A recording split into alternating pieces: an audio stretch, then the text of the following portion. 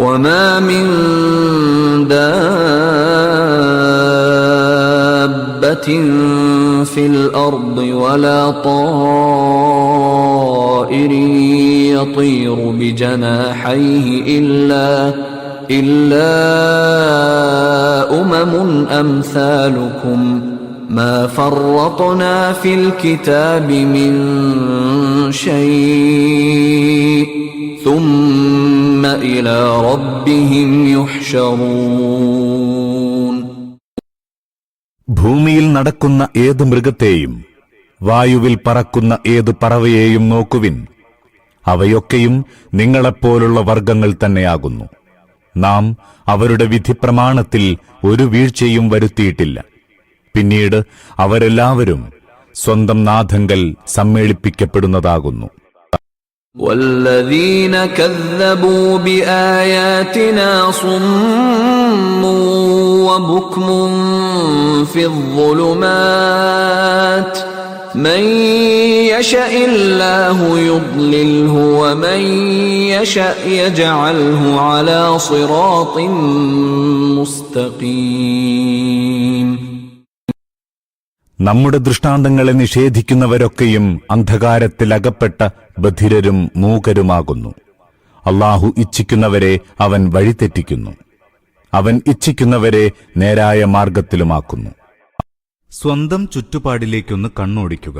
നാനാദിക്കുകളിൽ സത്യത്തിന്റെ ദൃഷ്ടാന്തങ്ങൾ പരന്നു കിടക്കുന്നത് കാണാം. ഭൂമിയിൽ നടക്കുന്ന ജന്തുജാലങ്ങളുടെയോ വായുവിൽ പറക്കുന്ന പക്ഷികളുടെയോ ഏതെങ്കിലും ഒരു വർഗത്തെ എടുത്ത് അതിന്റെ ജീവിതത്തെപ്പറ്റി ചിന്തിച്ചു നോക്കുക. അതിന്റെ ശരീരഘടന എന്തുമാത്രം അനുയോജ്യമായ രൂപത്തിലാണ് തയ്യാറാക്കിയിരിക്കുന്നത്. അതിന്റെ പ്രകൃതിയിൽ എന്തെല്ലാം ശക്തിവിശേഷങ്ങളാണ് നിക്ഷിപ്തമായിരിക്കുന്നത്. അതിന്റെ ആഹാര സമ്പാദനത്തിന് എന്തെന്ത് ഏർപ്പാടുകളാണ് ചെയ്തു വച്ചിരിക്കുന്നത്. അതിന് ഒരിക്കലും അതിക്രമിക്കാനാവാത്ത എന്തൊരു പരിധികളാണ് വിധി നിർണയിച്ചു കൊടുത്തിരിക്കുന്നത്. ഓരോ ജീവിക്കും ഓരോ ചെറുപ്രാണിക്കും അതതിന്റെ സ്ഥാനത്ത് മേൽനോട്ടവും സംരക്ഷണവും മാർഗനിർദ്ദേശവും നൽകപ്പെട്ടുകൊണ്ടിരിക്കുന്നു. അവയോരോന്നും ആസൂത്രിതമായ ഓരോ പരിപാടിക്കൊത്ത് ഉപയോഗപ്പെടുത്തുന്നു. അവ ഒരു വ്യവസ്ഥയ്ക്ക് വിധേയമാക്കപ്പെട്ടിരിക്കുന്നു. അവയുടെ ഉൽപ്പത്തി, വംശവർധന, വിനാശം എന്നീ പ്രക്രിയകൾ വ്യവസ്ഥാപിതമായി നടന്നുകൊണ്ടിരിക്കുന്നു. അല്ലാഹുവിന്റെ അസംഖ്യം ദൃഷ്ടാന്തങ്ങളിൽ ഈ ഒറ്റ ദൃഷ്ടാന്തത്തെപ്പറ്റി മാത്രം ചിന്തിക്കുക. പ്രവാചകൻ സമർപ്പിക്കുന്ന ഏകദൈവത്വത്തിന്റെയും ദൈവഗുണങ്ങളുടെയും വിഭാവനയും അദ്ദേഹം ഉദ്ബോധിപ്പിക്കുന്ന ഐഹിക ജീവിത നയവും സത്യമാണെന്ന് അപ്പോൾ നിങ്ങൾക്ക് ബോധ്യമാകും. പക്ഷേ മനുഷ്യൻ കണ്ണു തുറക്കാൻ കൂട്ടാക്കുന്നില്ല. വല്ലവരും സത്യം ഗ്രഹിപ്പിക്കാൻ ശ്രമിച്ചാൽ അത് കേൾക്കാൻ തയ്യാറാവുന്നില്ല. അജ്ഞാനത്തിന്റെ അന്ധകാരങ്ങളിൽ സ്വയം അകപ്പെട്ട് അമാനുഷിക അത്ഭുതങ്ങൾ കണ്ട് കൗതുകപ്പെടാൻ വെമ്പൽ കൊള്ളുകയാണവർ. അല്ലാഹു ഇച്ഛിക്കുന്നവരെ വഴിതെറ്റിക്കുന്നു എന്നതിനർത്ഥം ഇപ്രകാരമാണ്: അജ്ഞതയെ ഇഷ്ടപ്പെടുന്ന ഒരു മനുഷ്യന് ദൈവിക അടയാളങ്ങൾ കണ്ടുപിടിക്കാൻ ഉദവി നൽകാതിരിക്കുന്നു. പക്ഷപാതിയും യാഥാർത്ഥ്യത്തിൽ വിരക്തനുമായ ഒരുവൻ ദൈവിക ദൃഷ്ടാന്തങ്ങൾ നിരീക്ഷിക്കുന്നുവെങ്കിൽ തന്നെ യാഥാർത്ഥ്യജ്ഞാനത്തിലേക്കെത്തിക്കുന്ന ദൃഷ്ടാന്തങ്ങൾ കാണാൻ അവന് കഴിയുന്നില്ല. അബദ്ധധാരണകളിൽ പെടുത്തുന്ന സംഗതികൾ അവനെ സത്യത്തിൽ നിന്ന് ബഹുദൂരം അകറ്റിക്കൊണ്ടുപോവുകയും ചെയ്യുന്നു. അല്ലാഹു നേർമാർഗത്തിലാക്കുക എന്നതിന്റെ സാരമിതാണ്: ഒരു സത്യാന്വേഷിക്ക് വിജ്ഞാനമാർഗങ്ങൾ ഉപയോഗപ്പെടുത്താൻ ഉദവി നൽകുകയും ദൈവിക ദൃഷ്ടാന്തങ്ങളിൽ നിന്ന് യാഥാർത്ഥ്യത്തിൽ എത്തിച്ചേരാനുതകുന്ന തെളിവുകൾ കണ്ടെത്താൻ തുണയ്ക്കുകയും ചെയ്യുക. ദൃഷ്ടാന്തങ്ങൾ കാണാൻ ഉദവിയില്ലാതിരിക്കുക, ദൃഷ്ടാന്തങ്ങൾ കണ്ടാലും യാഥാർത്ഥ്യത്തിൽ എത്തിച്ചേരാതിരിക്കുക, ദൃഷ്ടാന്തങ്ങളിലൂടെ യാഥാർത്ഥ്യത്തിൽ എത്തിച്ചേരുക എന്നീ 3 അവസ്ഥാന്തരങ്ങൾക്കും ധാരാളം ഉദാഹരണങ്ങൾ ദൈനംദിനം നമ്മുടെ മുമ്പിൽ വന്നുകൊണ്ടിരിക്കുന്നുണ്ട്. പ്രപഞ്ചത്തിലും മനുഷ്യ ശരീരത്തിലും അസംഖ്യം ദൈവദൃഷ്ടാന്തങ്ങൾ പരന്നുകിടക്കുന്നുണ്ട്. എങ്കിലും അവയെ മൃഗങ്ങളെപ്പോലെ നോക്കുകയും ഒരു പാഠവും പഠിക്കാതിരിക്കുകയും ചെയ്യുന്ന എത്രയോ മനുഷ്യരുണ്ട്. ജന്തുശാസ്ത്രം, സസ്യശാസ്ത്രം, ജീവശാസ്ത്രം, ഭൂഗർഭശാസ്ത്രം, ജ്യോതിശാസ്ത്രം, ശരീരശാസ്ത്രം, അംഗവ്യവച്ഛേദശാസ്ത്രം തുടങ്ങി സയൻസിന്റെ പല ശാഖകളിലും പ്രസിദ്ധരായവരുണ്ട്.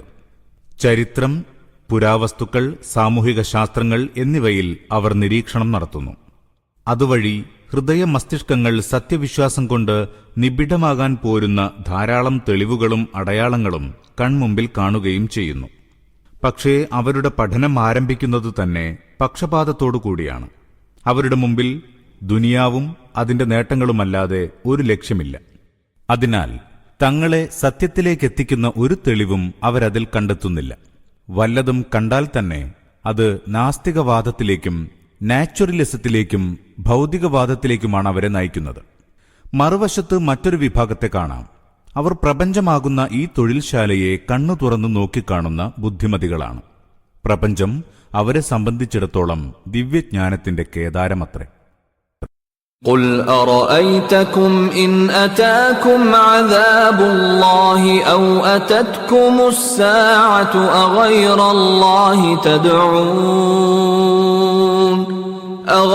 اللَّهِ تَدْعُونَ إِن كُنتُمْ صَادِقِينَ.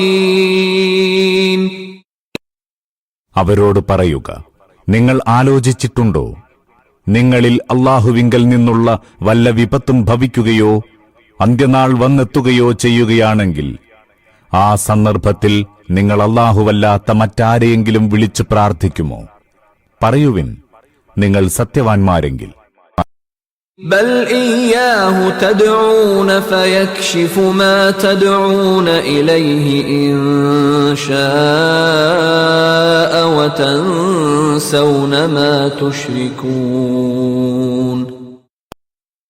അന്നേരം നിങ്ങൾ അല്ലാഹുവിനെ മാത്രമേ വിളിക്കൂ. അപ്പോൾ അവനിച്ഛിക്കുന്നുവെങ്കിൽ നിങ്ങളിൽ നിന്ന് ആ വിപത്തിനെ നീക്കിക്കളയുന്നു. ഇത്തരം സന്ദർഭങ്ങളിൽ ദിവ്യത്വത്തിൽ പങ്കാളികളെന്ന് നിങ്ങൾ വാദിക്കുന്നവരെയെല്ലാം നിങ്ങൾ തന്നെ മറക്കുന്നു. ദിവ്യദൃഷ്ടാന്തം ആവശ്യപ്പെടുന്നവരോട് ചുറ്റുപാടും ധാരാളം ദിവ്യദൃഷ്ടാന്തങ്ങൾ വ്യാപിച്ചു കിടക്കുന്നുണ്ടെന്ന് പറഞ്ഞു. അവയ്ക്ക് ഉദാഹരണമായി ജന്തുജാലങ്ങളുടെ ജീവിത ദൃശ്യങ്ങൾ ചൂണ്ടിക്കാണിക്കുകയും ചെയ്തു. ഇനി സത്യനിഷേധികളുടെ ഉള്ളിൽ തന്നെ സ്ഥിതി ചെയ്യുന്ന മറ്റൊരടയാളത്തിലേക്ക് ശ്രദ്ധ തിരിക്കുകയാണിവിടെ.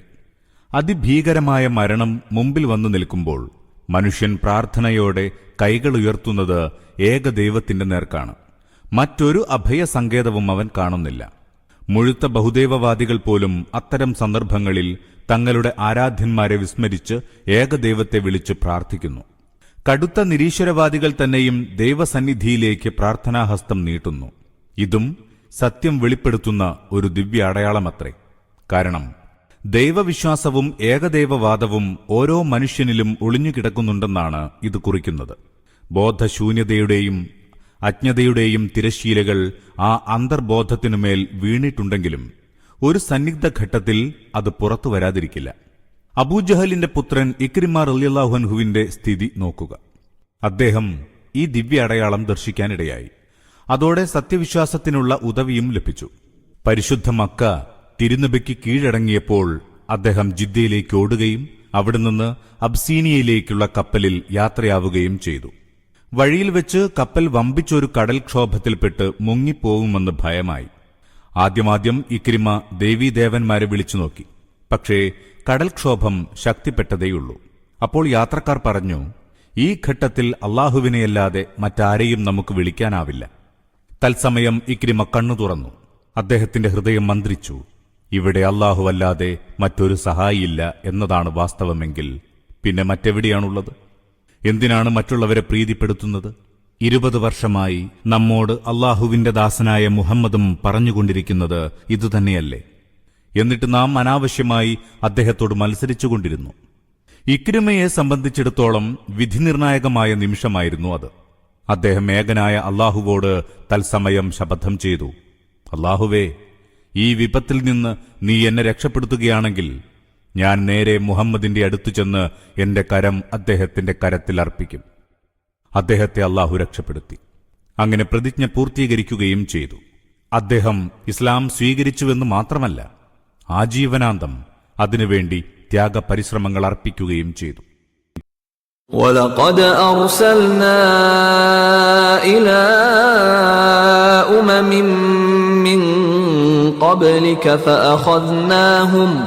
فَأَخَذْنَاهُمْ بِالْبَأْسَاءِ وَالضَّرَّاءِ لَعَلَّهُمْ يَتَضَرَّعُونَ. നിനക്ക് മുമ്പും നിരവധി സമുദായങ്ങളിലേക്ക് നാം ദൂതന്മാരെ നിയോഗിച്ചിട്ടുണ്ടായിരുന്നു. ആ സമുദായങ്ങളെ വിപത്തുകളിലും യാതനകളിലും അകപ്പെടുത്തിയിട്ടുമുണ്ട്. അവർ അല്ലാഹുവിനോട് കീഴ്വണക്കമുള്ളവരാകുന്നതിനു വേണ്ടി. وما من دابة في الأرض ولا طائر يطير